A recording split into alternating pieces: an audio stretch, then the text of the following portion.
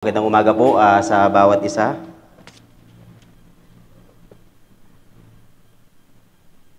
Para sa ating mensahe ngayong umagang ito ay makibukas po kayo sa akin sa Galatians chapter 2 verses 17 to 21. So Galatians chapter 2 verses 17 to 21. Ito ang sinasabi ng salita ng Diyos. Magsisimula po ako sa verse 15 para sa context. Sabi po dito, we ourselves are Jews by birth and not Gentile sinners, yet we know that a person is not justified by works of the law, but through faith in Jesus Christ. So we also have believed in Christ Jesus in order to be justified by faith in Christ and not by works of the law, because by works of the law, no one will be justified. But if in our endeavor to be justified in Christ, we too were found to be sinners, is Christ then a servant of sin? Certainly not. For if I revealed what I tore down, I prove myself to be a transgressor. For through the law, I died to the law, so that I might live to God. I have been crucified with Christ. It is no longer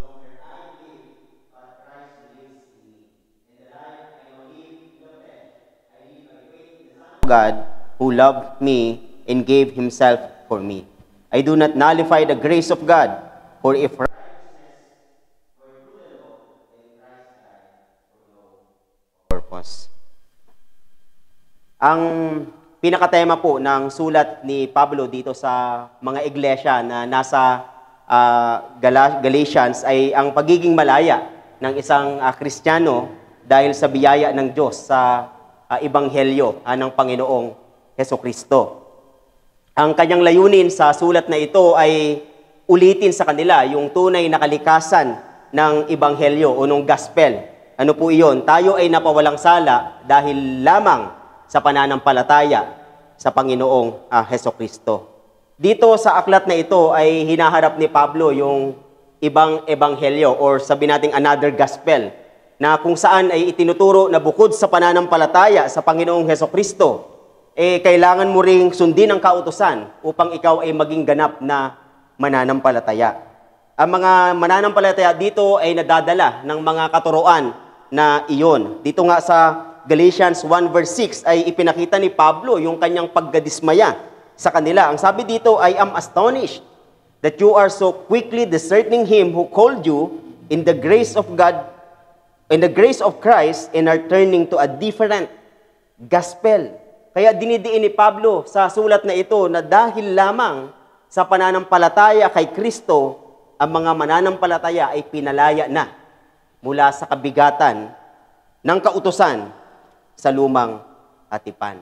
At dito kung titignan natin sa mga talata ay dinidepensahan ni Pablo yung doktrina ng justification o sabi natin pinawalang sala. Dito ay ipinakita niya ang kaibahan sa pagitan ng pananampalataya kay Kristo at sa pagsunod sa kautusan. Sa mga naunang talata ay makikita natin yung pagtutol ni Pablo kay Pedro dahil sa kanyang inasal noong dumating itong mga kumakalaban sa gospel. Tinatawag itong mga Judaizers. Makikita natin dyan na nung una, si Pedro ay kumakain, o si Peter kumakain siya, nakasama ng mga mananampalataya na mga hintil at Hudyo. Ngunit nung dumating itong mga nagkasabing na sila ay galing kay James o kay Santiago, biglang tumayo itong si Pedro at maging si Barnabas at ilang mga Hudyo ay sumama sa kanya. Kaya si Pablo dito ay tumayo din at tinutulan si Pedro sa kanyang maling asal. Bakit? Dahil yung pagtayo ni Peter doon, paglagay sa, inilagay niya sa alanganin ang gospel. Ang pagtayo niya sa hapagkainan ay pagpapakita na upang maging ganap na mananampalataya ang mga hintil, ay kailangan din nilang sumunod sa kautusan. Kumbaga, gospel plus law equals salvation. Kaya dito sa verses 15 to 16, ay sinabi ni Paul kay Peter at sa ilang mga Hudyo na sila ay parehong mga naligtas by faith alone, through faith alone, in Christ, o through Jesus Christ alone. Ang sabi nga dito, we ourselves are Jews by birth and not by Gentile sinners. Yet we know that a person is not justified by works of the law, but through faith in Jesus Christ. So we also have believed in Christ Jesus in order to be justified by faith in Christ and not by works of the law, because by works of the law, no one will be justified. So dito, kung babasahin natin, inihayag ni Pablo, no, yung totoong kalikasan nitong pinawalang sala. Well, ang justification by faith ay tumutukoy sa legal na katayuan ng isang tao sa harap ng hustisya ng Diyos.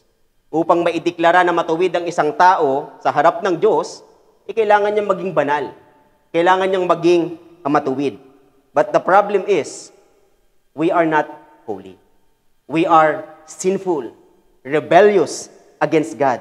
Ang tanong dito, paano ang makasalanang katulad natin ay magiging matuwid sa harap ng banal na Diyos? Yan ang sinasagot ng doktrina na ito. Hindi sa pagsunod sa kautusan, hindi sa pagiging mabuting tao, hindi sa pamamagitan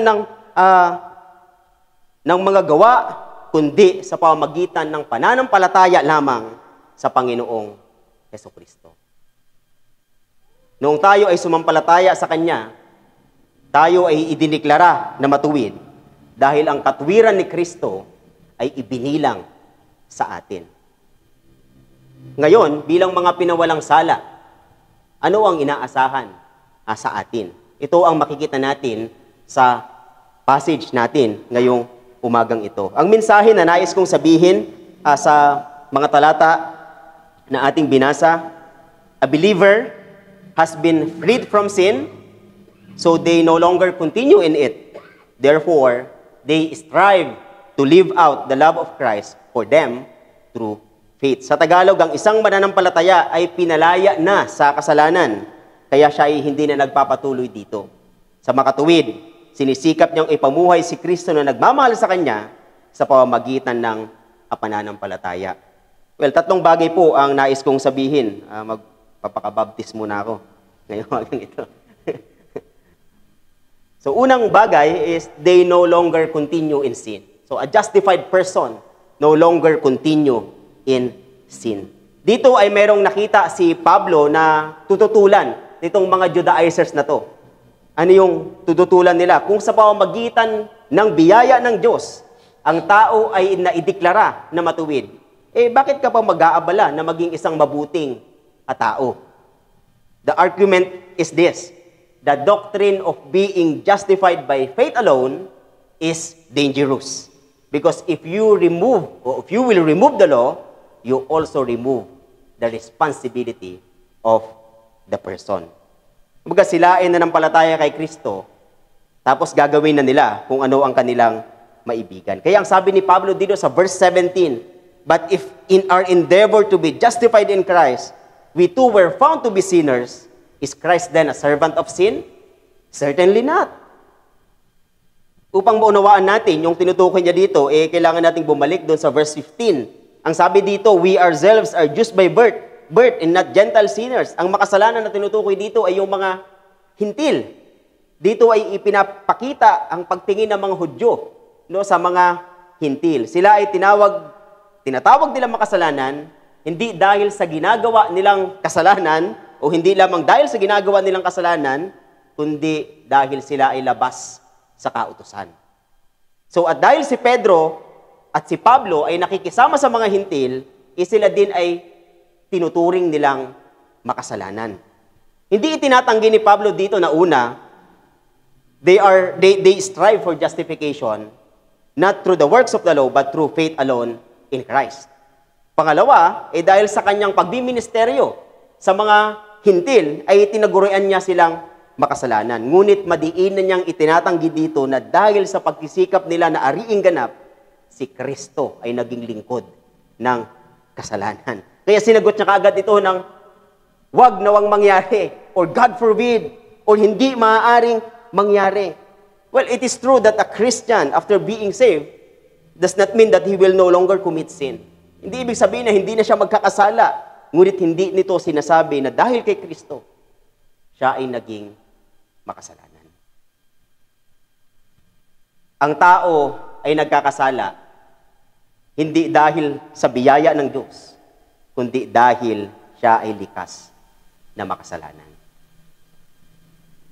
Well, sabi ni Martin Luther, a Christian is not someone who has no sin or feels no sin. He is someone to whom, because of his faith in Christ, does not impute his sin. Ito ang malaking pagkakaiba natin sa hindi mananampalataya. Ang isang Kristiyano ay makasalanan pa rin, gumagawa pa rin ng kasalanan, ngunit hindi na ibinibilang sa kanya ang kanyang kasalanan. Si Sisyphus ay isa sa Greek mythology. Siya ay hari ng Ephyra, na kilala ngayon bilang Corinto. Si Sisyphus was a devious tyrant na pumatay ng mga bisita upang ipakita ang kanyang kapangyarihan. Dahil dito, siya ay pinarusahan ng mga Diyos, no? Dahil sa panlilinlang niya sa iba. Kabilang na ang kanyang panlilinlang doon sa kanyang kamatayan ng 2 beses. Pinarusahan siya dahil sa paglilinlang niya rin at pagpeke sa kanyang kamatayan nga. No? Ang parusa sa kanya ay ito, pagugulungin niya yung bato sa bundok, at pag nandun na sa tuktok, babalik lang dito muli.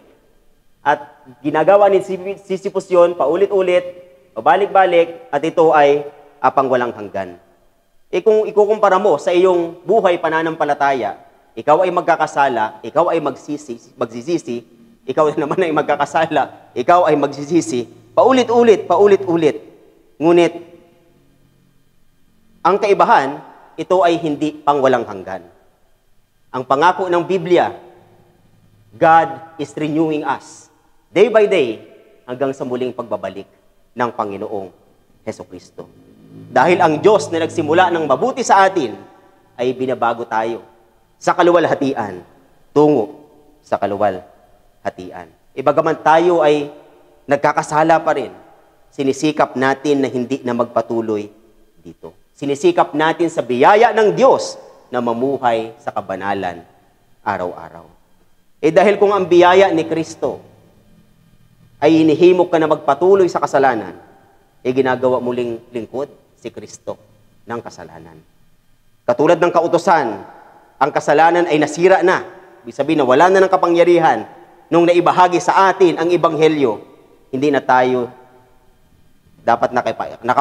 nakapailalim sa kapangyarihan nito. Ngayon, kung walang pagpapatuloy sa kabanalan, anong nangyayari? Itinatayo natin itong muli.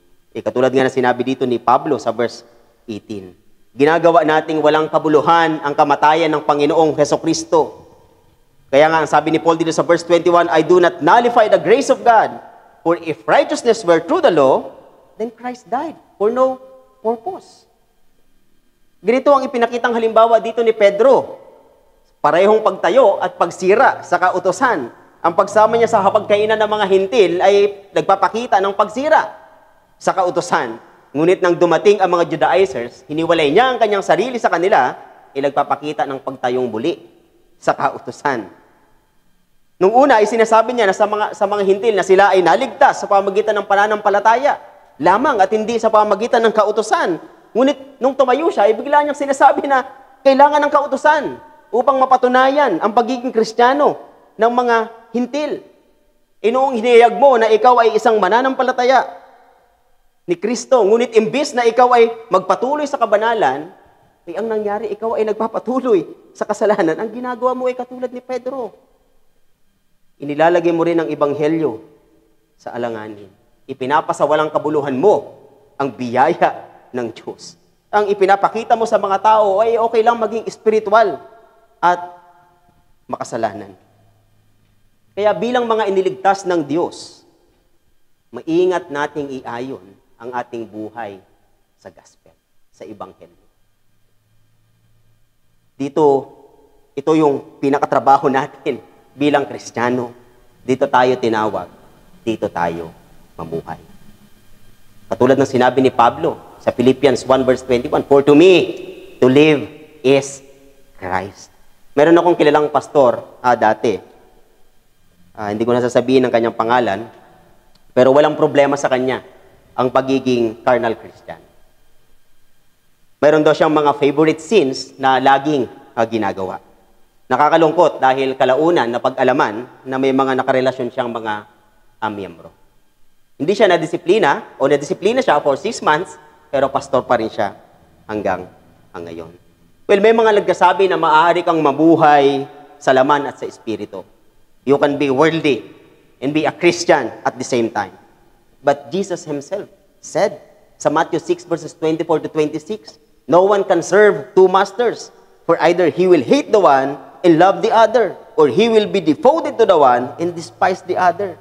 Kung ikaw ay magmamahal, may mili ka lang ng isa. Hindi mo pwedeng pagsabayin ang dalawa.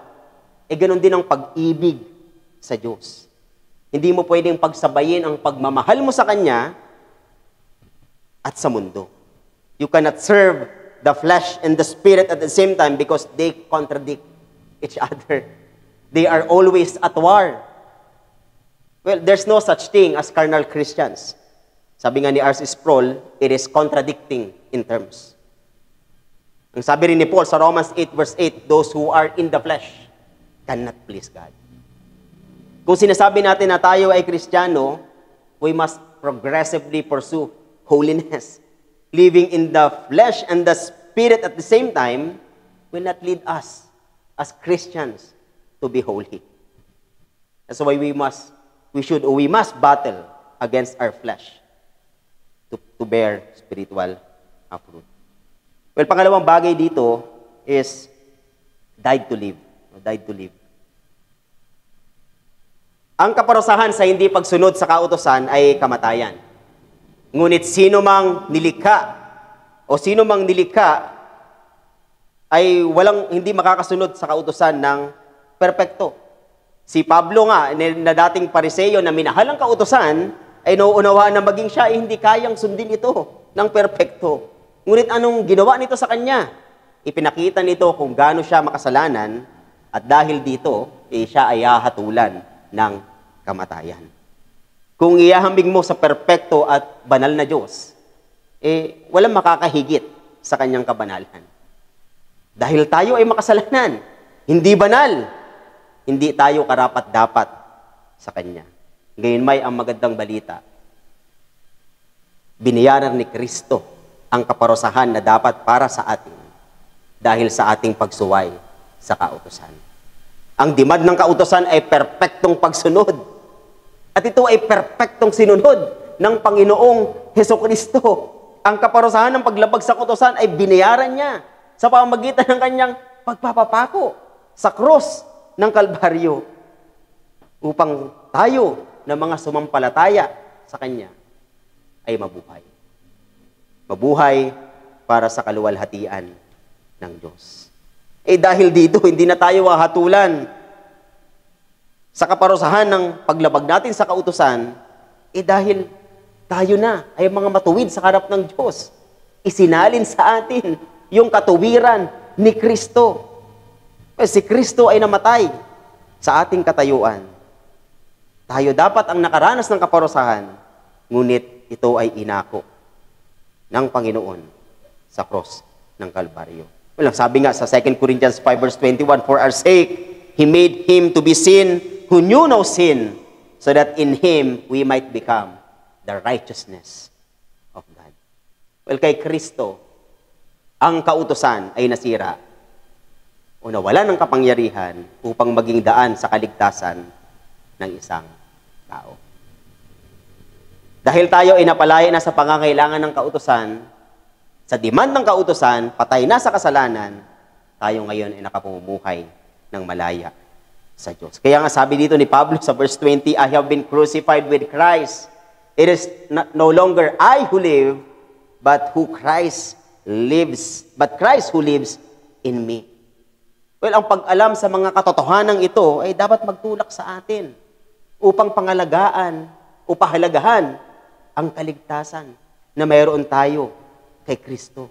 Ito dapat ang magtulak sa atin upang siya ay patuloy nating mahalin at paglingkuran. Ito dapat ang nagpapaalab sa ating puso upang mamuhay sa kanyang kalooban para sa kanyang kaluwalhatian.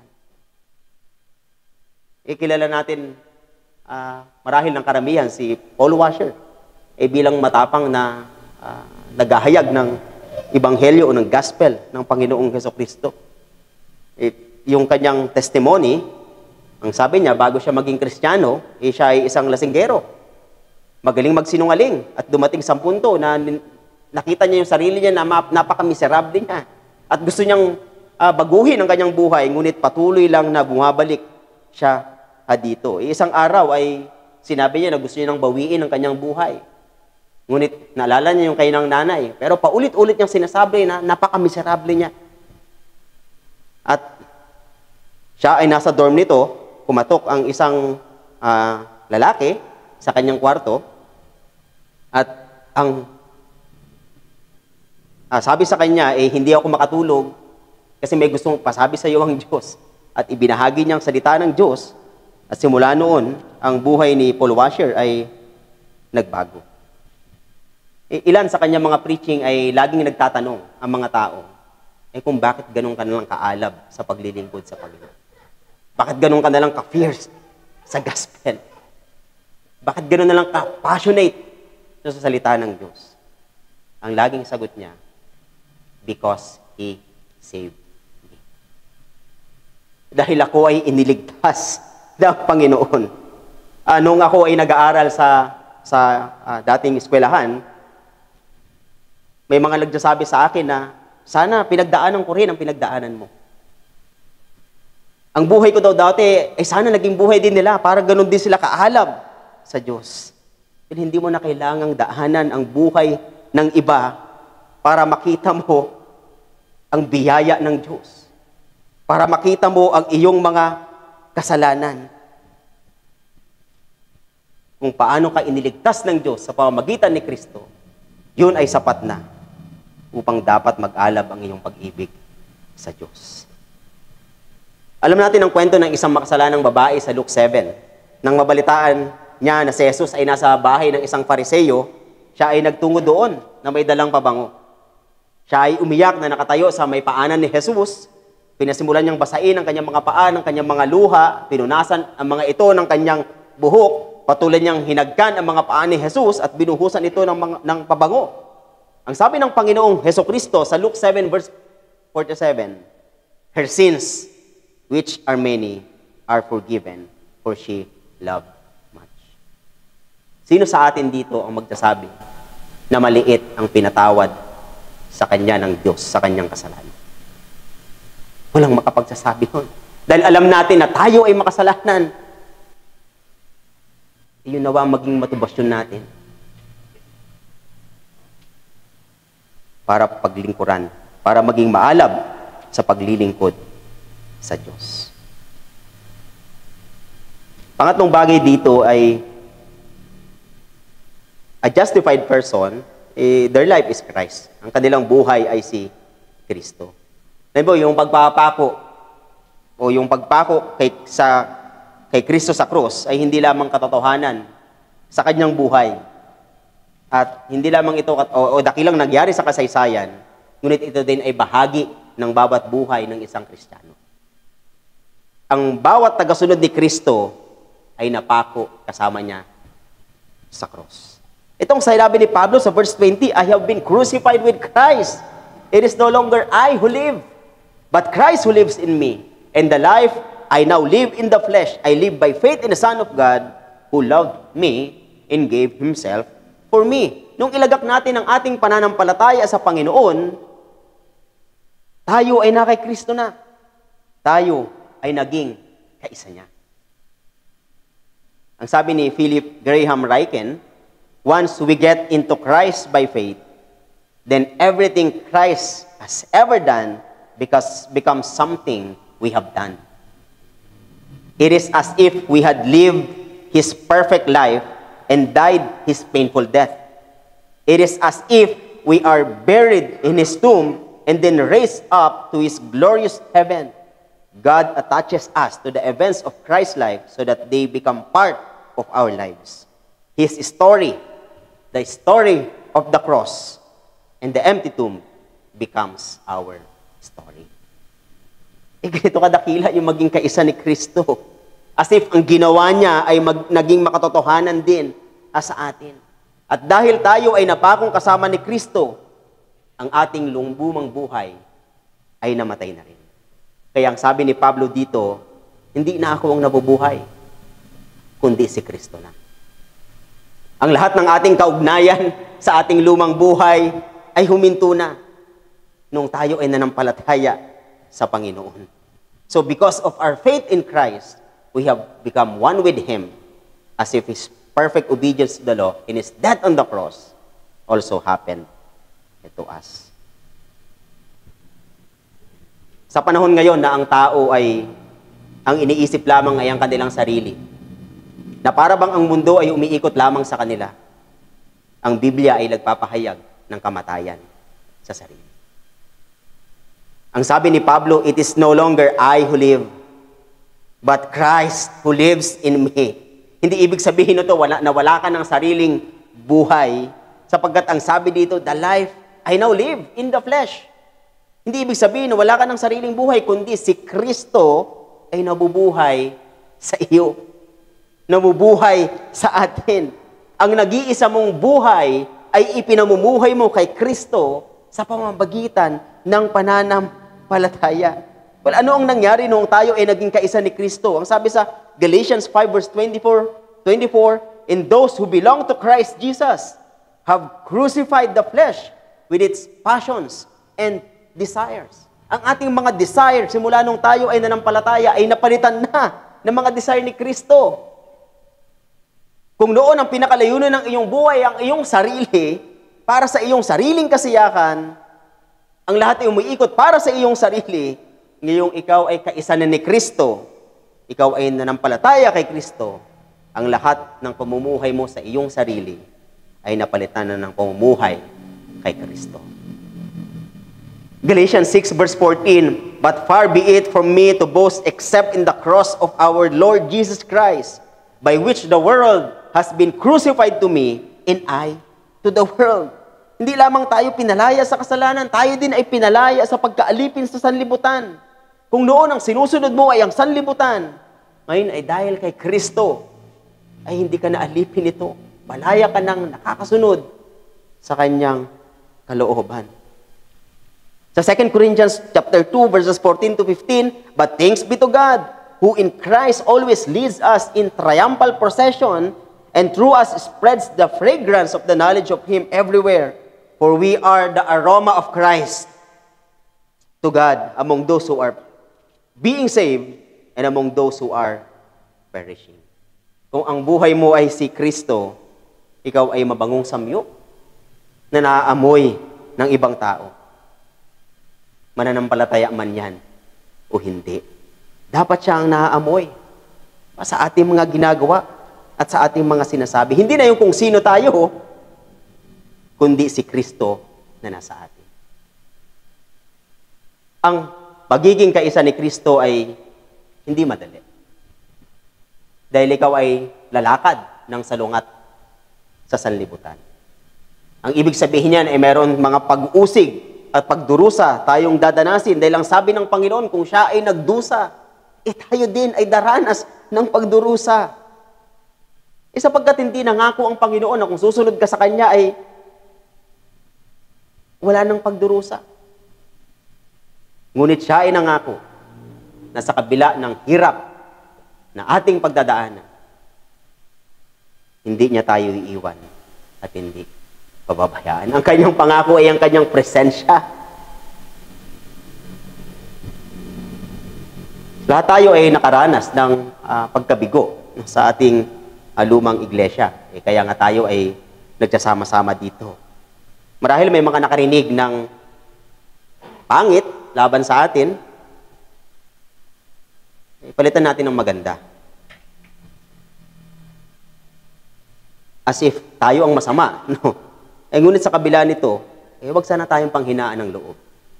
Pagkus ay magpatuloy tayo sa tinayuan nating katotohanan. Tandaan natin na kaisa natin si Kristo. Kasama natin si Kristo sa laban na ito. Sa kabila ng ating pinagdadaanan, tayo ay nakapagpapatuloy. Bakit? Sapagkat siya ang nagpipreserve at nag-iingat ng ating pananampalataya. Alam ko matagal yun, maraming beses yun na siguro narinig itong ilustrasyon na to, sa Pilgrim's Progress ni John Bunyan. Nung si Christian ay napunta sa interpreter's house, ay may ipinakita sa kanyang 7 allegory. Sa pang-apat na allegory, yung interpreter ay pinakita sa kanya ang nasusunog na apoy sa pader. Pinakita rin sa kanya na may isang tao na nagbubuhos ng tubig dito. Ngunit sa kabila ng pagbubuhos ng tubig, yung apoy ay paalab ng paalab, no, hindi namamatay. Ipinaliwanag ng interpreter that the fire represents the work of grace in the believer's life na palaging sinusubukang patayin ng kaaway. Pagkatapos dinala ng interpreter si Christian sa kabila ng pader, kung saan nakita niya ang isang tao na patuloy naman nang nagbubuhos ng langis dun sa apoy. Ito naman ay kumakatawan kay Kristo na patuloy na nagbubuhos ng langis ng kanyang biyaya. Ilang beses na nating sinabing dahil sa kabiguan, dahil sa pagdurusa, dahil sa paghihirap, ayoko na. Suko na ako. Tatalikod na ako sa Panginoon.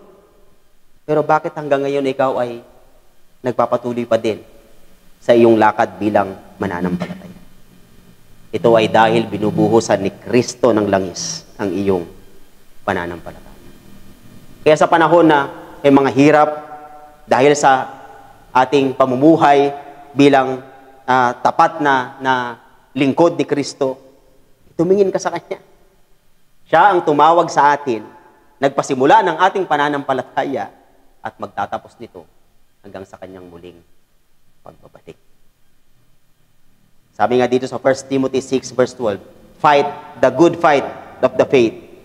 Take hold of the eternal life to which you were called and about which you made the good confession in the presence of many witnesses. Sa mga kaibigan namin, ay marahil may mga ilang kaibigan dito na hindi pa sumasampalataya sa Panginoon, ang aking paghimok ay o ang hamon ko sa iyo ay ikaw ay sumampalataya kay Jesus. Dahil yung mga katotohanang sinabi dito ay hindi pa totoo sa iyo. Ikaw ay hindi mo pa kayang labanan yung sariling kasalanan. Ikaw ay hindi pa namatay para mabuhay para sa kaluwalhatian ng Diyos. Ikaw ay, ang iyong buhay ay hindi pa rin si Kristo, hindi Kanya kapakaisa. Kaya ang dalangin ko, o ang aking hamon, tignan mo si Kristo na namatay sa cross ng Kalbaryo para bayaran ang kasalanan ng tao. At tignan mo ang iyong sarili na makasalanan din. At ito ang magtulak sa iyo upang manampalataya lamang dito sa Jesus na ito. Sa atin na nandito, let us fight the good fight of the faith.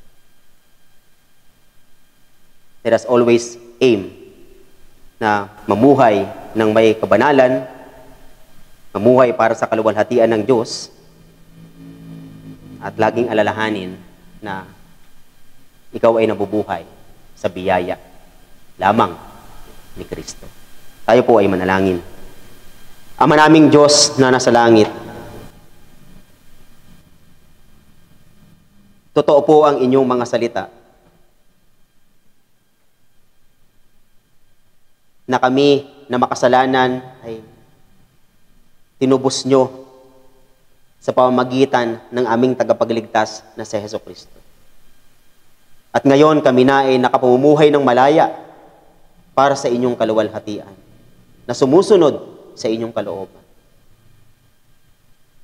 Kaya Panginoon, ang dalangin namin, ibigay niyo po kami ng sapat na biyaya upang mailapat namin sa aming mga buhay ang mga katotohanan ng inyong mga salita. Bagaman hindi madali ang mamumuhay bilang Kristiyano, ngunit ang katotohanan, Panginoon. Kayo na nagsimula nitong pananampalataya na ito. Kayo ang nagpipreserve din nito, nagsusustain nito. At kayo din ang siyang magtatapos nito. Nihiling din namin, O Diyos, na kung mayroon man ditong hindi pa sumasampalataya kay Jesus, kayo, Panginoon, ang siyang kumilos sa kanyang puso. Ipakita nyo, Panginoon, na siya'y makasalanan. At ipakita nyo na ang tanging pag-asa niya sa kanyang kasalanan ay si Jesucristo lamang na namatay sa cross ng Kalbaryo. At nawa, Panginoon, sa inyong biyaya at habag, sa araw na ito, siya ay maligtas. Maraming salamat po, Panginoon, muli sa inyong mga salita. Ito po ang aming panalangin sa pangalan ng aming Panginoong Jesus.